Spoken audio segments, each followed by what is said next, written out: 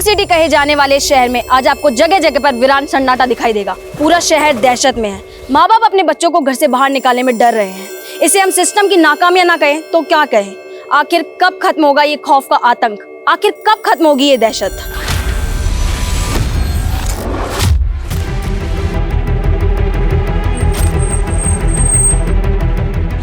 साहब मैंने आपको फोन किया था साहब। ये देखिए साहब, लड़की की उम्र 12-13 साल लग रही है, कपड़े फटे हुए हैं, शायद रेप अटेम्प्ट हुआ। इस बच्ची के चेहरे को बुरी तरह से बिगाड़ा गया है। शायद कपड़ों से पहचान हो पाए कौन है। बाकी हमारी टीम आसपास तो पूछताछ कर ही रही है। आसपास चेक करो, शायद कहीं सीसीटीवी लगाओ। सर नमस्कार, मैं आशुतोष राणा क्राइम पेट्रोल सतर्क के नए अध्याय शातिर क्रिमिनल में आप सभी का स्वागत करता हूं। आज का केस जितना विभत्स है उतना ही अकल्पनीय भी है। जिस तरह की निष्ठापूर्ण घटनाएं इस केस में घटी थी उसे देखकर आपको लगेगा कि मानो ये कोई फिल्म की कहानी थी, लेकिन अफसोस कुछ भी काल्पनिक नहीं था। ये सभी घटनाएं वास्तव में घटी थी। इस अपराध में निर्दयता और अमानवीयता अपने चरम पर थी। यह जुर्म जितना निंदनीय था उतना ही विध्वंसक भी था। यह केस बताता है कि जब किसी दिमाग में विकृति घर कर लेती है तो एक विकृत दिमाग किस हद तक तबाही मचा देता है। खाला, आपने मुझे प्रॉमिस करा था कि आप मुझे मोबाइल दोगे गेम खेलने के लिए। बोलो ना खाला।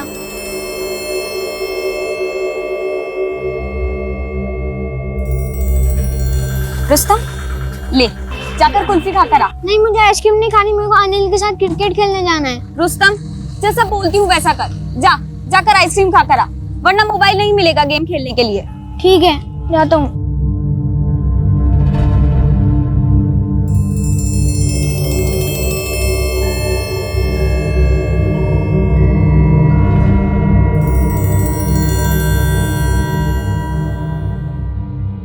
भैया वो मशीन चाहिए थी। कौन सी मशीन? प्रेगनेंसी टेस्ट वाली। Test machine.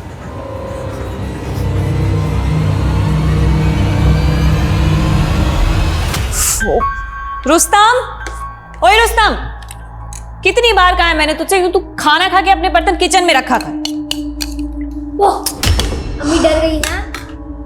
बिल्कुल भी नहीं, मैं तुझसे नहीं तेरे गंदे मार्क से डरती हूँ। अम्मी 500 रुपए दो ना। 500? पागल है क्या तू? अम्मी प्लीज प्लीज। नहीं, बिल्कुल नहीं, सवाल ही नहीं उठता। तू पहले अच्छे मार्क्स लाके दिखा अपने एग्जाम्स में, फिर सोचेंगे। हाँ, आप इत्मीनान रखिए, मैं पहुंच जाऊंगा दिल्ली कल। हाँ, खुदा हाफिज। हाँ अब्बू, हाँ बेटा। 500 रुपए दो ना, फुटबॉल खरीदनी है। अरे काम कर, 500 नहीं, तू 2 फुटबॉल लेना, ठीक है? थैंक यू अब्बू। क्या बात है। गुलनार, तू भी रख। जीजू मैं क्या करूंगी इस... अरे रख, दीदी के लिए बर्फ लेके आना, आजकल बहुत गर्म रहती है।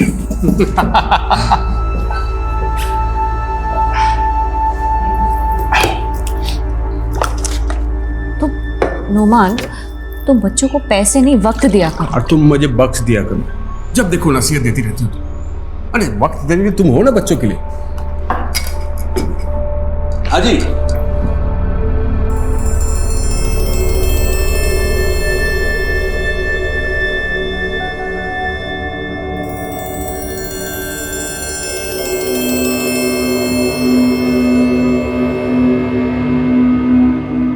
अम्मी 500 रुपए दो ना जो अब्बू ने दिए थे। जिद नहीं बेटा, तुझसे कितनी बार कहा है कि जब अब्बू आ जाएंगे तब इस बारे में बात करेंगे। अम्मी प्लीज। बेटा अच्छा सुनो, मैं काम पे जा रही हूँ, तुम चुपचाप अपना होमवर्क करना और खाला को तंग नहीं करना।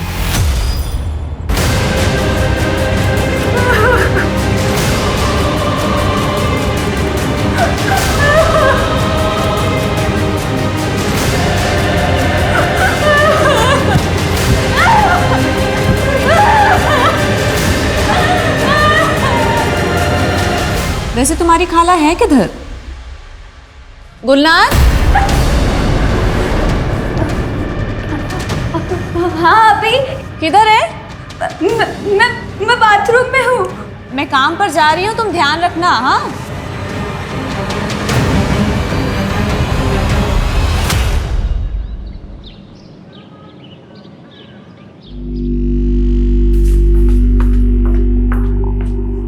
रुस्तम, आपा कहाँ है? अम्मी तो चली गई मेरे पैसे लेकर काम पर।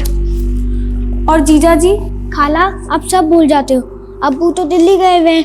और जल्दी चलो, हमें भी तो क्लास के लिए लेट हो जाएगा।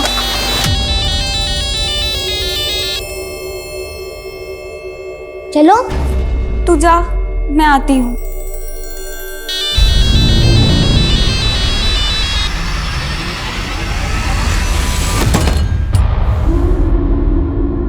Thank you uncle.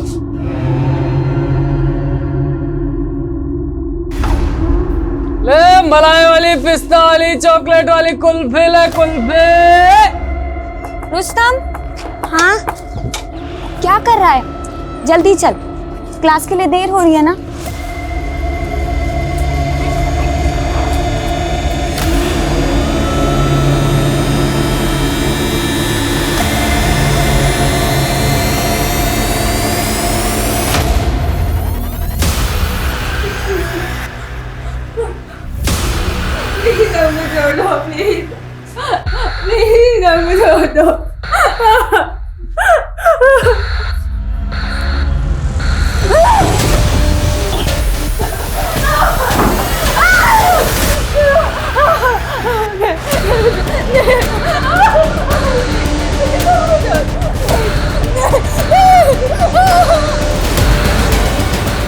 खाला, अंकल खाला कहाँ है?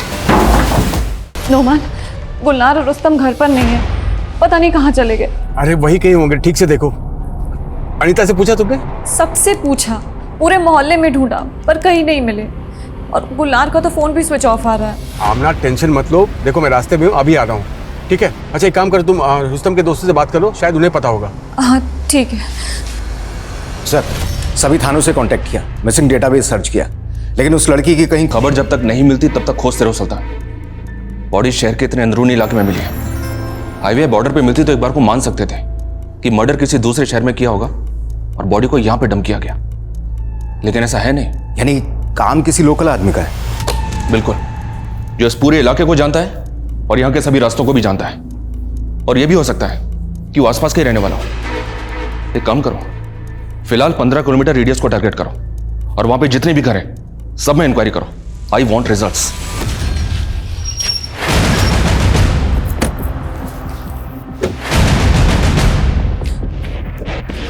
नोमान, नोमान, आमना, मिले बच्चे दोनों? नहीं मिले।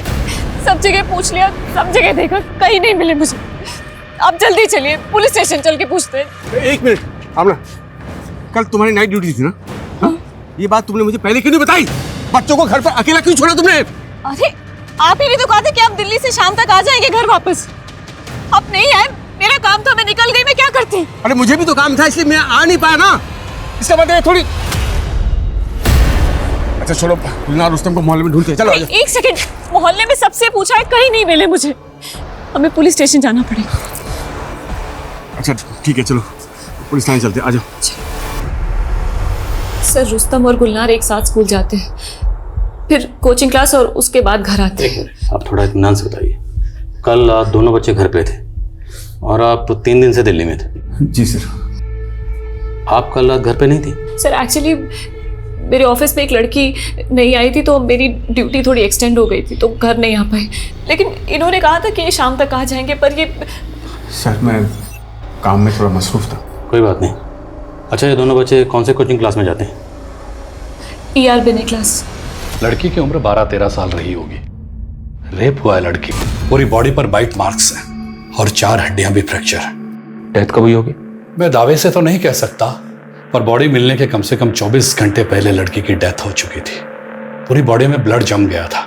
आई थिंक मारने के बाद बॉडी को किसी ठंडी जगह पर रखा गया था और डेथ की वजह भी न्यूरोलॉजिकल शॉक है। शायद पेन बर्दाश्त नहीं कर पाई होगी लड़की। सर को उसके बाद कुछ लगा? जी।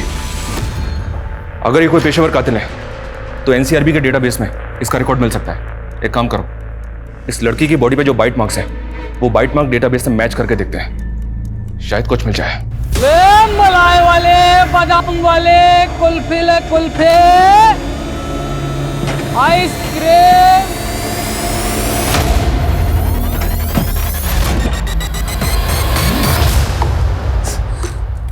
आमना, अनीता ने खाना भेजा है, कुछ खा ले। नहीं खाना मुझे। और आपकी हलक से खाना कैसे उतरेगा? एक मिनट, आपने मुझसे कहा था ना कि आप शाम को जल्दी आ जाएंगे, लेकिन आप नहीं आए। आपको ना सिर्फ बातें बहलाना आता है और कुछ नहीं। तुम तो ऐसे कह रही हो जैसे मैं कहीं अय्याशी कर रहा था। अरे काम ही तो कर रहा था मैं, ताकि उनकी अच्छे से परवरिश हो सके, बस। परवरिश? पैसा कमाना और तोहफे देना परवरिश नहीं होती है। अरे बाप का फर्ज पैसे कमाने से बहुत ज्यादा होता है। ना, मुझे कोसने से कुछ नहीं होगा। अब मुझे भी उनकी फिक्र है। अगर तुम्हें जिम्मेदारी का एहसास होता ना, तुम उन्हें अकेला छोड़कर कभी नहीं जाती। तुम आप मुझे जिम्मेदारी मत सिखाएं। मां बनने से पहले मैंने जिम्मेदारी निभाई है मां बनने की। अरे मेरी गुलनार जब इतनी छोटी सी थी तो मेरी अम्मी उसको मेरी गोद में छोड़कर चल बसी थी। कितनी परेशानियों से पाला है मैंने गुलनार को, मैं ही जानती हूँ। तो क्या मैंने कभी फर्क किया है रुस्तम और गुलनार में? साली नहीं बल्कि हमेशा छोटी बहन माना है उसे। देखो, हम दोनों को एक दूसरे से बहुत शिकायत है, लेकिन ये वक्त नहीं है लड़ने का। इस वक्त हमें एक दूसरे का साथ देना होगा, बस। तुम समझ रही हो ना मैं क्या कह रहा हूँ? हमको एक दूसरे का साथ देना होगा हमें। सर, पूरा डेटाबेस सर्च किया, लेकिन बाइट मार्क्स किसी भी हिस्ट्री शीटर से मैच नहीं हुए। इतने दिन हो गए लेकिन विक्टिम की अभी तक हमें कोई इंफॉर्मेशन नहीं मिली है। सर, कातिल बहुत चालाक है। उसने पूरा ध्यान रखा है कि लड़की की पहचान ना होने पाए। ये देखो, इस जीन्स पे जो टैग लगा हुआ है वो किसी महंगे ब्रांड का लगता है। राइट सर, मैं आसपास की दुकानों में जो इस ब्रांड के जीन्स रखते हैं पूछताछ करता हूँ।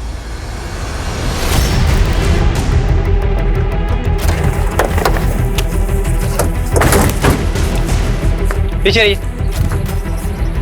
पीछे कर दो। पलटो।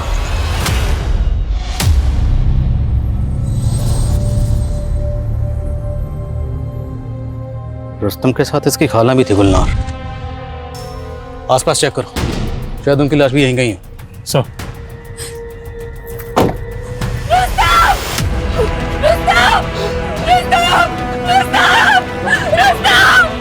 बच्चे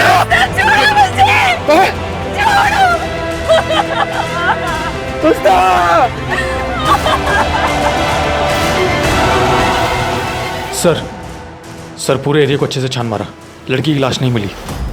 तो मतलब या तो गुलनार जिंदा है या फिर उसे मारकर उसकी लाश को कहीं और डंप किया गया। सर ये भी तो हो सकता है कि रुस्तम की मौत की वजह ही गुलनार हो। सर हो सकता है कि गुलनार किसी के बहकावे में आ गई हो, घर से भागने की कोशिश कर रही हो और रुस्तम ने देख लिया हो। वर्मा क्या बात कर रही? गुलनार महज 13 साल की है। सर आजकल के बच्चे भी कुछ ज़्यादा ही जल्दी बड़े हो जाते हैं।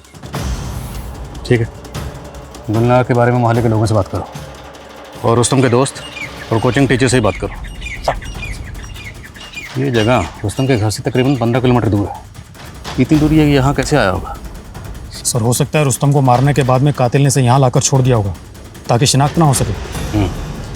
यहाँ आने जाने वाले रास्तों पर जितने भी सीसीटीवी हैं सबकी फुटेज खंगालो और चेक करो क्या कोई सस्पिशियस गाड़ी मिलती है या कोई ऐसा शख्स जिसके हाथ में इस तरह की बोरी हो। सर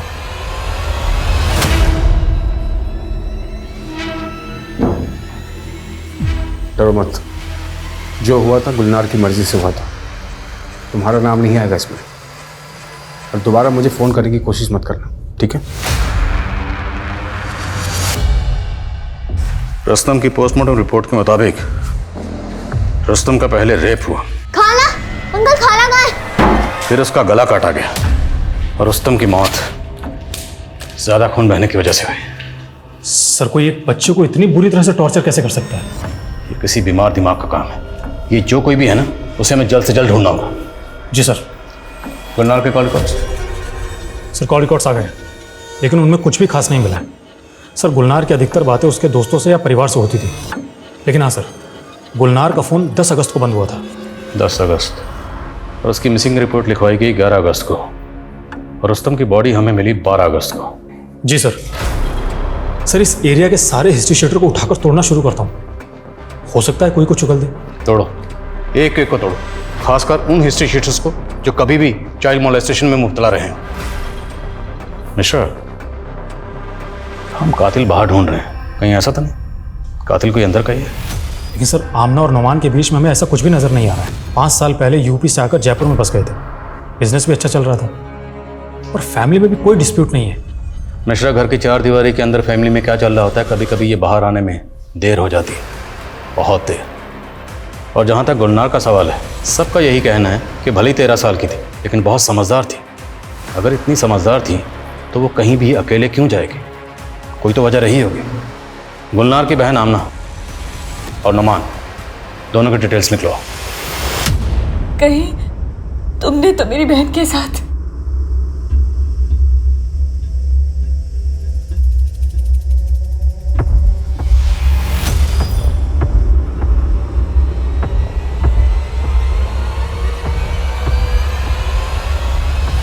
पिस्ता, चॉकलेट, बादाम, आइसक्रीम, कुल्फी। ए राजकुमारी, आइसक्रीम खाएगी?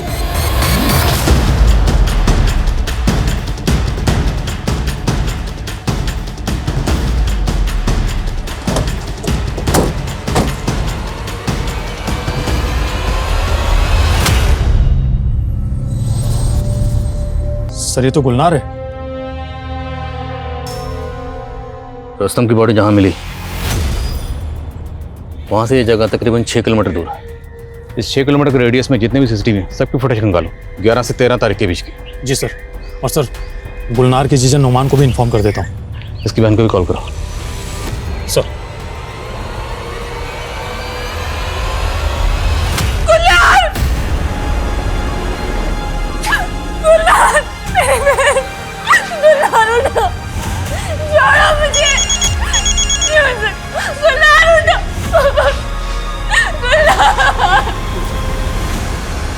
सर गुलनार की पोस्टमार्टम रिपोर्ट। सर रिपोर्ट के मुताबिक रुस्तम की तरह गुलनार के साथ भी रेप हुआ था और किसी तेज धार वाले हथियार से उसका गला काटा गया था।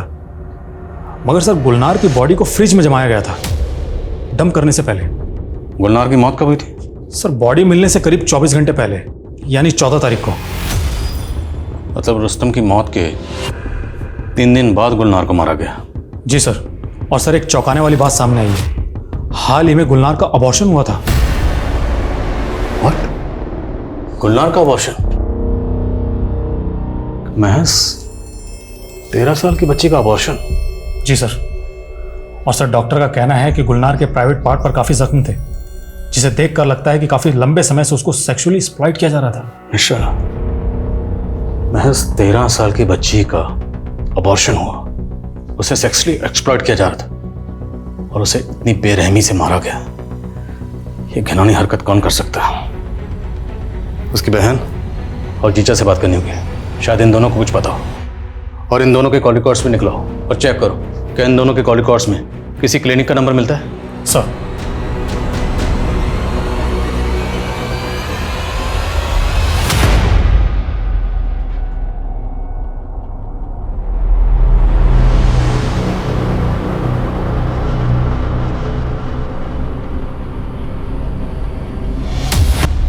बुआ मैं कैसी लग रही हूँ?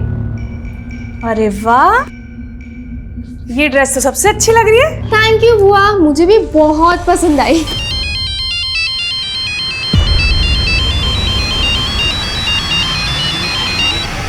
सर आमना और नोमान के कॉल रिकॉर्ड्स क्लीन है, लेकिन उनके घर में एक लैंडलाइन है और उसे रिदम नर्सिंग होम में करीब 3 बार कॉल किए गए थे। रिदम नर्सिंग होम, नाम सुना सुना लग रहा है। ये रिदम नर्सिंग होम तो वही है ना जो इलीगल अबॉर्शन के चलते सील हुआ था? जी सर। और सर पड़ोसियों से पूछताछ करने पर मालूम चला है कि आमना अक्सर वहां जाया करती है। गुलनार महज 13 साल की थी, इतनी छोटी बच्ची का अबॉर्शन। और इतनी छोटी बच्ची अबॉर्शन के लिए उस क्लिनिक में अकेली तो नहीं गई होगी, कोई ना कोई तो उसे ज़रूर लेकर गया होगा। उस क्लिनिक की पिछले 1 महीने की सीसीटीवी फुटेज खंगालो, लेट्स फाइंड आउट गुलनार वहाँ किसके साथ गई थी। तब तक नुमान और आमना से मिलते हैं। सर या अल्लाह, गुलनार ने अबॉर्शन करवाया था? जी हाँ, अबॉर्शन, और वो भी रिदम नर्सिंग होम में, उसी नर्सिंग होम में जहाँ पर आप अक्सर चेकअप के लिए जाया करती हैं। सच सच बताइए, गुलनार को अबॉर्शन के लिए आप ही लेकर गई थी?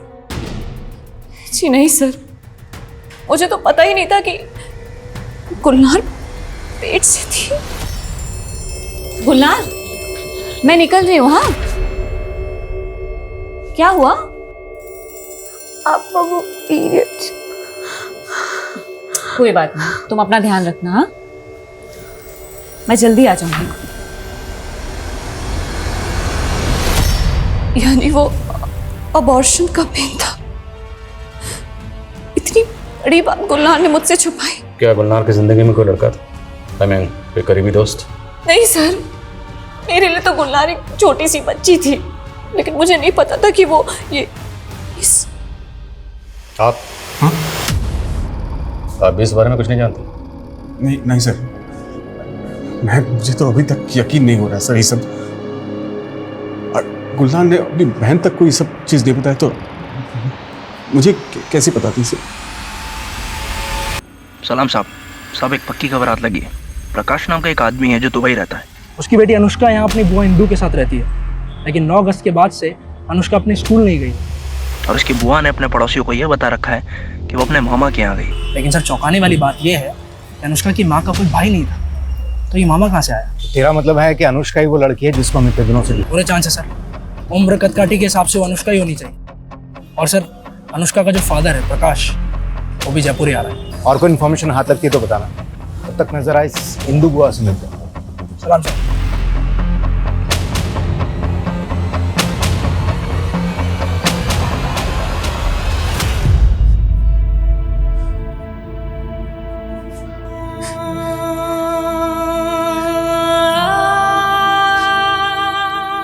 आमना देखो, मेरी बात सुनो। आमना,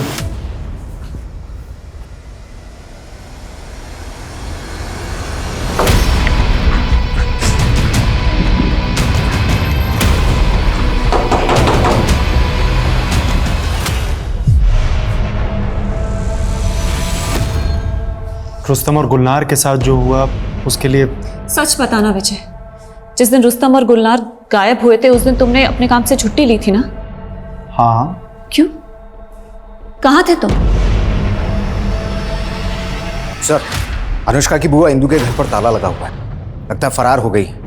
खबरियों को अपने काम पे लगा दिए। सर खबरें जुगनू आया है। सब ताज़ा खबर यह है कि इंदू एक बहुत खतरनाक औरत है। कुछ साल पहले तक वो एक अनाथ आश्रम में सुपरवाइजर थी, लेकिन वहाँ 2 लड़कियों ने खुदकुशी कर ली थी और आरोप था इंदू पर कि वो छोटी बच्चियों से धंधा करवाती थी। इसका बहुत बड़ा बवाल हुआ और इसी बवाल के बाद उसे नौकरी से भी निकाल दिया गया और उसके पति ने भी उसे छोड़ दिया। ठीक है जुगनू, अभी तो निकल। साहब। सुल्तान, इस सिंधु का पता करो जल्द से जल्द। सर।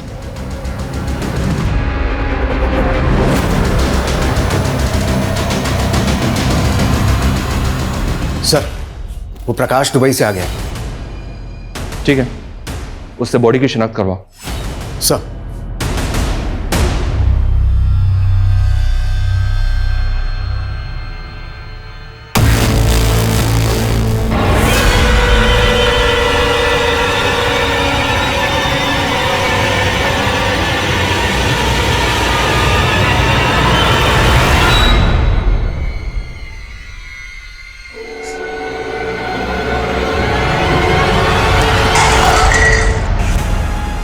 ये क्या कर रही थी तुम? अब क्या कर रही थी तुम?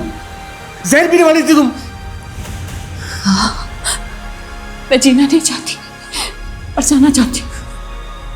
ये अकेला घर मुझे काटने को दौड़ता है। रोज मर रही हूँ मैं, एक बार मर जाना तो। देखो ऐसा मत कहो आमना। कभी सोचा मेरा क्या होगा? हाँ? मैं कैसे काटूंगा ऐसे अकेले पड़ की जिंदगी? तो आप भी चलिए ना, हम सब साथ में रहेंगे खुशी खुशी, और एक दूसरे के लिए बहुत समय होगा देने के लिए। बस बस।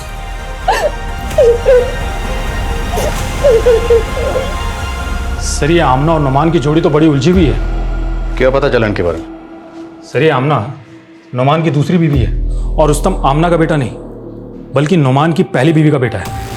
तो मतलब रुस्तम आमना का सगा बेटा नहीं था? नहीं सर, और सर पता चला है कि आमना का अपने पड़ोसी विजय के साथ में अफेयर चल रहा है। और सर, ये नुमान भी कोई दूध का धुला हुआ नहीं है। गुलनार और रुस्तम के गायब होने के 2 दिन पहले ये नुमान गुलनार को अपनी गाड़ी में बैठाकर कहीं लेकर गया था। और इस नौमान ने हमें बताया था कि वो 3 दिन से दिल्ली में था और उसकी बीवी का यहाँ अफेयर चल रहा था अपने पड़ोसी से। इन दोनों ने हमें झूठ के झूले बहुत झुला ली। अब इन्हें सच के घूंट हम पिलाएंगे। उठाओ दोनों मियां बीवी को। सर।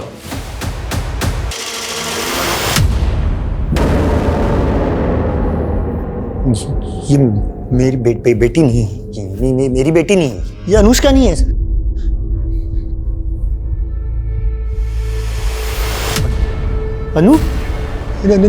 अनुष्का अनुष्का, ये मेरी बेटी है सर। ये मेरी बेटी है अनुष्का।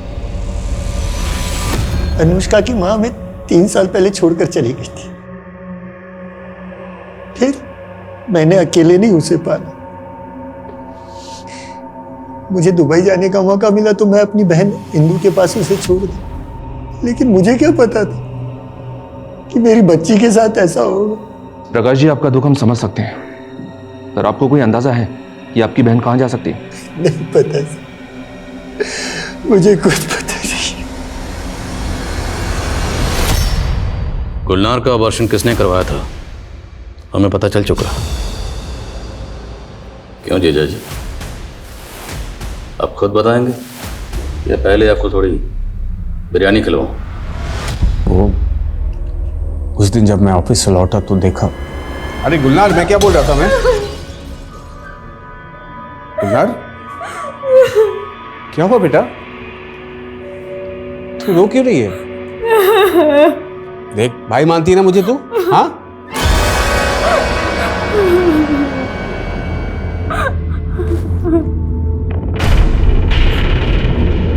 क्या किया तूने?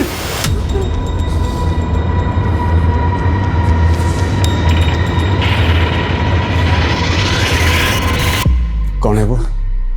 कौन है बता?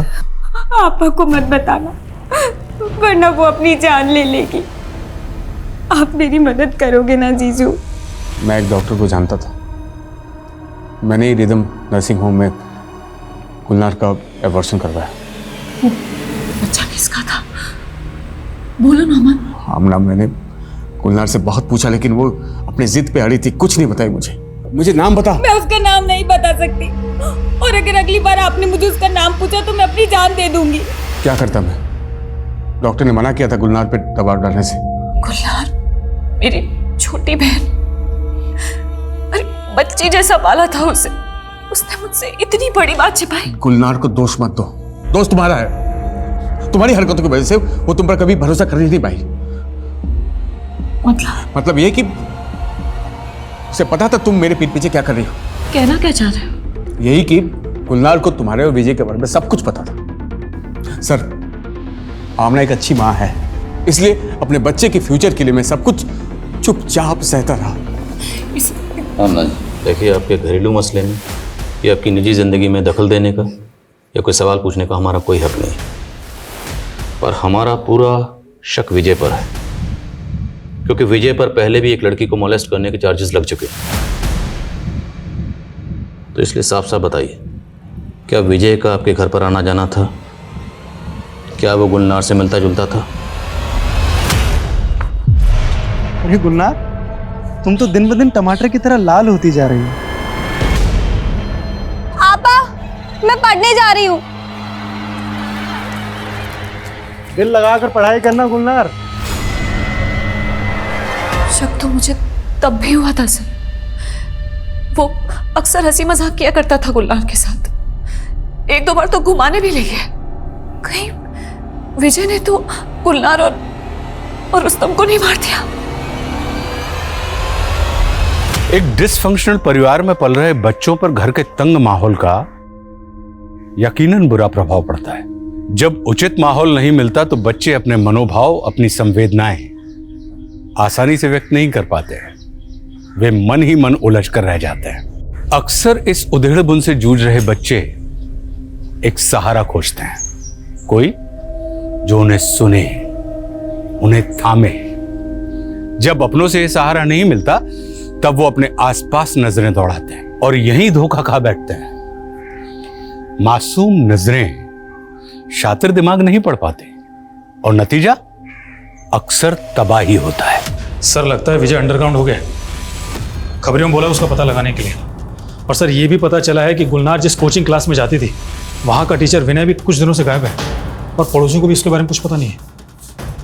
मतलब चोर की दाढ़ी में तिनका? जी सर। सर विनय की कुंडली निकाली तो पता चला है कि उस पर भी मॉलेस्टेशन के चार्ज लग चुके हैं पहले। पता लगाओ ये विनय कहाँ गायब है। मुझे ये विनय जल्द से जल्द किसी भी हालत में चाहिए। अब इस केस में हम गोल गोल बहुत घूम ली, अब इस केस को सही रुख देने का वक्त आ गया है। सर एक बात और। सर गुलनार और रुस्तम दोनों की बॉडी हमें उनके घर से काफ़ी दूर मिली थी। सवाल यह है क्या बच्चे अपनी मर्जी से वहाँ पर गए थे? क्योंकि ज़बरदस्ती हुई होती तो किसी का तो ध्यान जाता। हो सकता है किसी का ध्यान गया हो और वो सामने ना आया हो। एक काम करो, दोनों बच्चों की तस्वीरें लोकल न्यूज़पेपर में दो। लेट्स सी क्या सामने आता है। सर। अरे मेरी राजकुमारी, बता आज कौन सी आइसक्रीम चाहिए? पिस्ता, वनीला, चॉकलेट? ठहर जा, तेरे लिए स्पेशल है और वो भी बिल्कुल मुफ्त। ये आइसक्रीम वाले सुनो, तेरी रुक।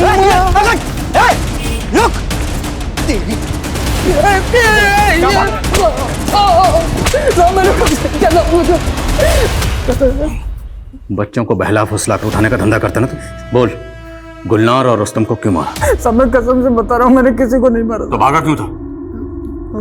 गरीब आदमी साहब, पुलिस को देख कर डर गया था मैं। तेरे अंदर का गुनहगार डरा था इसलिए तू भागा? नहीं साहब, मारिए मत साहब, मैंने कोई गुनाह नहीं किया है। लेकिन एक आदमी है, उसको मैंने गुलनार और रुस्तम के साथ देखा था, लॉलीपॉप दे रहा था उनको। कौन आदमी? मैं जानता नहीं साहब, लेकिन वो साइकिल पर आता था और गुलनार और रुस्तम को भी उसके साथ जाते देखा था मैंने। वो आदमी गुलनार और रुस्तम को कहाँ लेकर गया था? ये तो मालूम नहीं साहब। उसकी शक्ल तो याद होगी, दिखता कैसा था वो? हाँ, वो उसकी दाढ़ी थी साहब।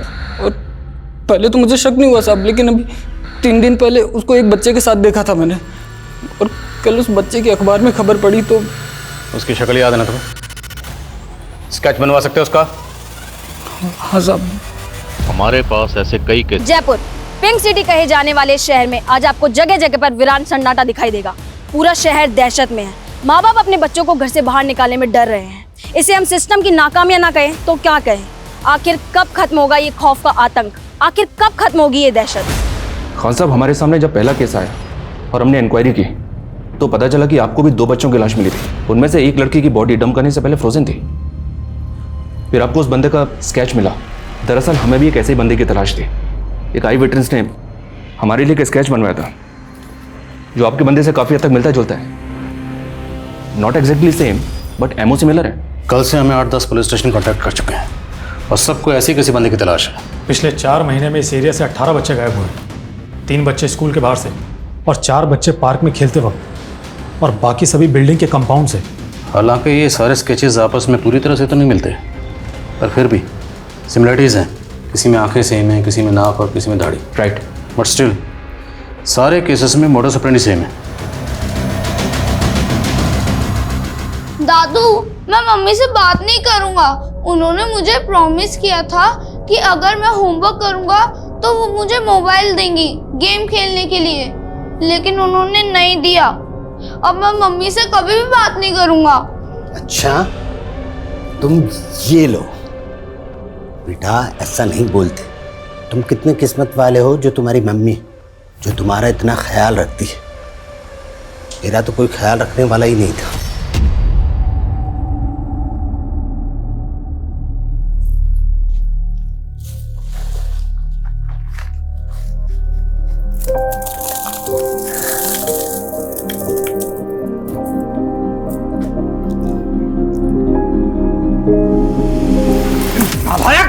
ये क्या किया तूने?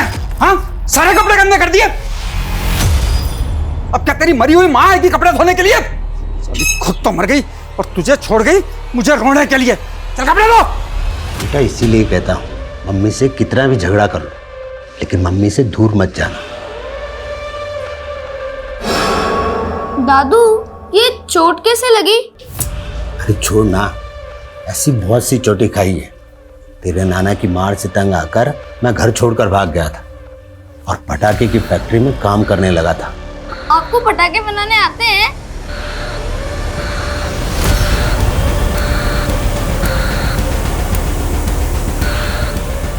आपको बॉम्ब भी बनाना आता है? हाँ बेटा, पेट भरने के लिए ना जाने मैंने कितने पापड़ बेले।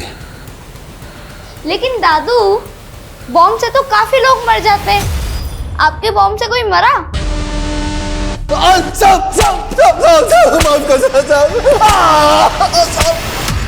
अरे नहीं बेटा, मेरे बॉम्ब से कोई नहीं मरा।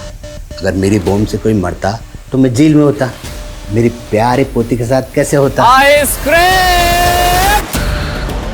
मलाई वाले, चॉकलेट वाले, कुल्फी ले कुल्फी। 18 में से 17 बच्चे दिन की रोशनी में गायब हुए और 7 बच्चों की बॉडी को पहले फ्रिज में रखा गया, बाद में उनकी बॉडी को कहीं डंप किया गया। और 7 बच्चे सुबह 10 से 12:30 बजे के बीच में गायब हुए हैं। शातिर खिलाड़ी है, ये जानबूझकर बच्चों को दिन की रोशनी में गायब करता है, क्योंकि दिन की रोशनी में माँ बाप बच्चों को लेकर महफूज महसूस करते हैं। उन्हें लगता है कि बच्चे बाहर कहीं खेल रहे होंगे। ये माँ बाप की उसी लापरवाही और दिन की रोशनी का फायदा उठाता है। बिल्कुल सर। एक बात और सर, सभी 18 बच्चे 8 से 13 साल की उम्र के थे। एग्जैक्टली। इसका एक पैटर्न तो समझ में आ रहा है, और ये अपने टारगेट को किस तरह से डिसाइड करता है ये भी समझ में आ रहा है। अब इससे पहले ये किसी और बच्चे को अपना टारगेट बनाए, हमें इसे पकड़ना होगा। सर,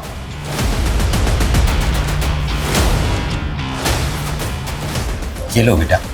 नहीं, मम्मी ने मना किया है। बहुत समझदार बच्चा है और किस्मत वाला भी। सर एनसीआरबी के डाटाबेस में दिलकुश सिंह नाम के आदमी का प्रोफाइल मिला है। सर ये दिलकुश 4 साल पहले एक रेप केस में अरेस्ट हुआ था और रिकॉर्ड के मुताबिक अभी भी जेल में है। और इसका हमारे केस से क्या ताल्लुक है? सर डेंटल रिकॉर्ड के मुताबिक अनुष्का की बॉडी पर मिले बाइट मार्क्स। और अभी तो तुमने कहा कि 4 साल से जेल में बंद है। हाँ सर। फिर ये कैसे मुमकिन है?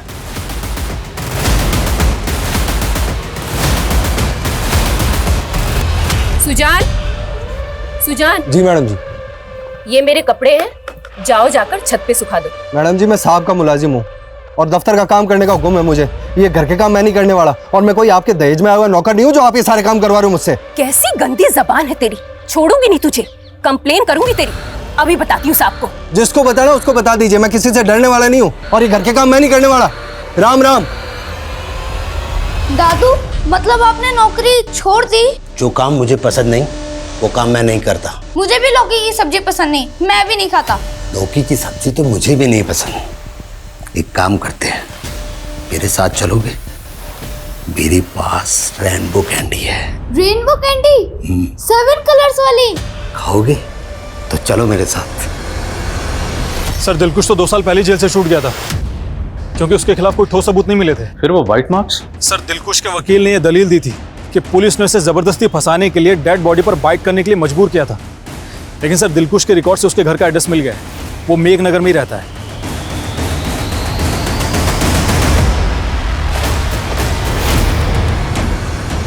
जी साहब, दिलखुश पहले यही रहता था अपनी पत्नी के साथ। दोनों पति पत्नी विपक्ष के जैसे झगड़ते थे। दिलखुश नाम था लेकिन वो कभी अपनी पत्नी के दिल को खुश नहीं कर पाया। मजबूर होकर पत्नी ने उसे घर से निकाला और गांव लौट गई और ये मकान मुझे बेच दिया। कब की बात है? ये कोई 10 साल हो गए सर। सब दिलखुश आदमी ठीक नहीं था, सबसे ही झगड़ता था वो। उसे एक बार फिर से जेल हुई जब वो अपने आर्मी ऑफिसर के यहाँ गार्ड था। उसने अपने सीनियर ऑफिसर को मारने की कोशिश की। उस पागल ने अपने ऑफिसर और उसकी बीवी को बम दे मारा। निशा, हमारे पास कुछ स्केचेस हैं, आप इन स्केचेस को गौर से देखिए और याद करिए, क्या दिलखुश की शक्ल इनमें से किसी से मिलती है? हाँ, कुछ कुछ ऐसा ही था और आंखें तो बिल्कुल ऐसी ही हैं।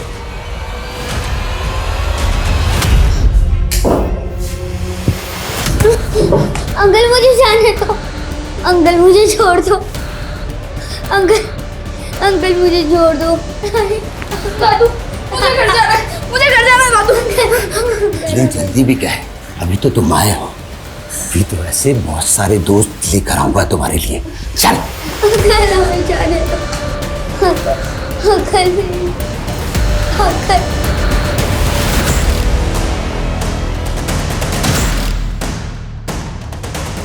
रुक। हाँ क्या हुआ साहब? सवाल बाद में करना। क्या इसमें? कुछ नहीं है साहब।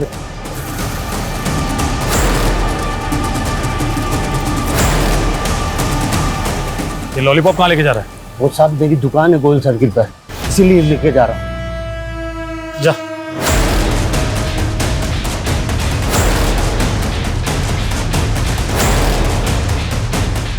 हेलो, कोई चौक की शॉप है? सब मैंने पता किया, कोई चौक पे तो कोई दुकान ही नहीं है। पकड़ो उसे, चलो फिर रुक।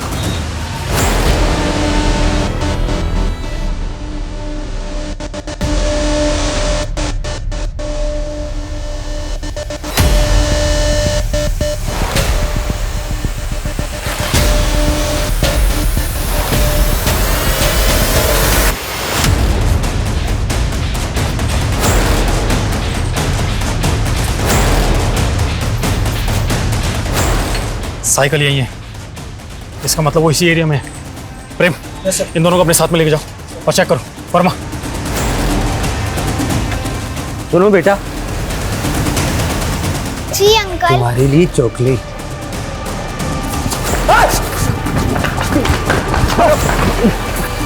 लेके चलो इसे। ये गलती मत करना।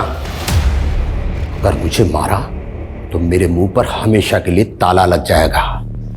सच क्या है कभी भी नहीं जान पाओगे।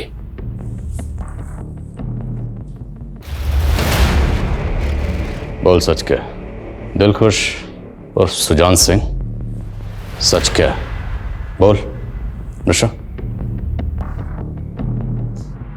गुलनार और रुस्तम, इन दोनों को तुम नहीं मारा ना? नाम नहीं पता लेकिन चेहरे जानता हूं। हाँ, मैंने ही मारा है। क्यों मारा? मजे आते हैं। बच्चों को लॉलीपॉप दिखाकर उन्हें ललचाता हूं, फिर उन्हें उठा लेता हूं और फिर उन्हें मार देता हूं। खाला, मुझे चॉकलेट खानी है। नहीं रुस्तम, अभी लेट हो रहा है, तू घर जा। प्लीज। सुनो बच्चों, ये लो। Thank you uncle. नहीं चाहिए। बच्चों, तुम लोगों को मालूम है, मेरे पास एक बोलने वाला तोता है जो तुम्हारे सारे सवालों का जवाब देगा। वाओ, चलो ना तोता देखने चलते हैं। नहीं रुस्तम, हमें लेट हो रहा है। अरे थोड़ी देर की तो बात है। खाला प्लीज ना, चलते हैं ना। खाला प्लीज। अच्छा ठीक है। ये हुई ना बात, चलो। लड़के को तो उसी दिन मार दिया था, लेकिन लड़की ज्यादा उछल रही थी, भागने की कोशिश कर रही थी, इसीलिए उसे सजा देने के लिए 3 दिन तक जिंदा रखा और 3 दिन तक खूब नोचा और फिर उसे मारकर फेंक दिया। अनुष्का को भी तूने मारा? वो मेरी गलती थी, लेकिन मुझे बाद में पता चला कि वो लोकल बिजनेसमैन की बेटी है, किसी प्रवासी की नहीं। क्यों?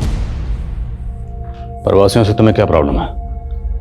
उन्होंने तेरा क्या बिगाड़ा? उन्होंने मेरे साथ बुरा किया है, बहुत बुरा। मुझे सताया, इसीलिए अब मैं उन्हें सता रहा हूं। साफ साफ बोल, क्या हुआ था?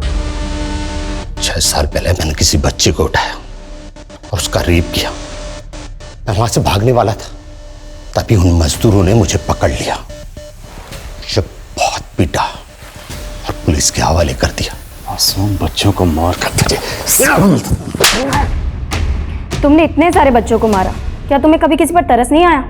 हाँ, कुछ बच्चों पर रहम आया था। सोचा था कि उन्हें नहीं मारूंगा, हमेशा अपने पास ही रखूंगा, लेकिन वो कुछ दिनों बाद ही घर जाने की जिद करते। मेरे पास कोई चारा ही नहीं था सिवाय उन्हें सुला देने के। इस बात की तसल्ली है कि हमने नवेंदु और बच्ची निशा को बचा लिया था। गुलनार का रेप उसके टीचर विनय ने किया था, जो डरा धमका कर गुलनार का फायदा उठा रहा था। उसे हमने अरेस्ट कर लिया था, पर जिन बच्चों की जान हम नहीं बचा पाए, उनकी जान ना बचा पाने का अफसोस है और जिंदगी भर रहेगा। सुजान सिंह गिरफ्तार तो हो गया, लेकिन जो दहशत का माहौल उसने बनाया था उसका असर एक लंबे समय तक उस इलाके के लोगों पर रहा। माँ बाप अपने बच्चों को घर से बाहर निकलने देने में हिचकिचाते थे, और दूसरी तरफ सुजान सिंह को ना तो अपने किए का कोई मलाल था और ना ही अपने अंजाम की कोई परवाह। 23 मासूम बच्चों को निर्दयता से मारने वाला यह शख्स देखने में एक साधारण आम आदमी जैसा था। कोई कभी सोच भी नहीं सकता था कि इस इंसान के भीतर इतनी हिंसा, इतनी नफरत भरी हुई है। हर अपराध की जड़ में एक विकृत मानसिकता होती है, एक कुंठा होती है। अगर हम अपने चारों तरफ देखें तो पाएंगे कि कोई ना कोई एक व्यक्ति विशेष या एक किसी खास समुदाय के लिए कुंठा से ग्रसित है, और जब यही कुंठा हमारे विवेक पर हावी हो जाती है तो हिंसा के रूप में हमारे सामने आती है। अगर वक्त रहते सुजान की इस नफरत की दस्तक को किसी ने सुन लिया होता तो संभवतः मैं यहां आपको इस केस के बारे में बताने के लिए खड़ा होता ही नहीं। सुजान ने एक बार नहीं अनेक बार दस्तक दी थी, मगर किसी ने इसके भयावह परिणाम को समझा ही नहीं। एक दस्तक नोमान को भी मिली थी, मगर नोमान को जब 13 साल की लड़की के गर्भ धारण करने की बात पता चली तो उसने पुलिस के पास जाने की जगह अपनी मान मर्यादा को ऊपर रखते हुए इस बात को दबाने का प्रयास किया। अगर वक्त रहते वो आमना से बात करता तो शायद आज गुलनार और रुस्तम जिंदा होते। सुजान सिंह पर आईपीसी की धारा 302 के तहत कत्ल और धारा 363 के तहत अपहरण का मामला दर्ज किया गया। साथ ही की धारा 3 और 4 के अंतर्गत बलात्कार और उत्पीड़न के चार्ज भी लगाए गए और उसे उम्र कैद की सजा भी सुनाई गई। इस केस से हम सभी को एक सबक लेने की जरूरत है। हमारे बच्चे घर के भीतर हों या बाहर, माँ बाप को हर वक्त सतर्क रहना चाहिए। बच्चों में अनजान लोगों से दूरी बनाए रखने की समझ विकसित करना बहुत जरूरी है। साथ ही उन्हें गुड टच और बैड टच से अवगत कराना भी आवश्यक है, क्योंकि ऐसे दुष्कृत्य सिर्फ अनजान लोगों के द्वारा ही नहीं किए जाते, कभी कभी कुछ अपने जाने पहचाने लोगों के द्वारा भी किए जाते हैं। हम सबकी जान हमारे बच्चों में बसी होती है और जब बात उनकी सलामती की आती है तो हिफाजत के हर मुमकिन कदम हमें उठाने चाहिए। और इसी के साथ मैं आशुतोष राणा आपसे विदा लेता हूं। कल फिर से मिलूंगा एक ऐसी ही कहानी के साथ। तब तक अपना और अपने परिवार का ख्याल रखिए और देखते रहिए क्राइम पेट्रोल सतर्क। जय हिंद।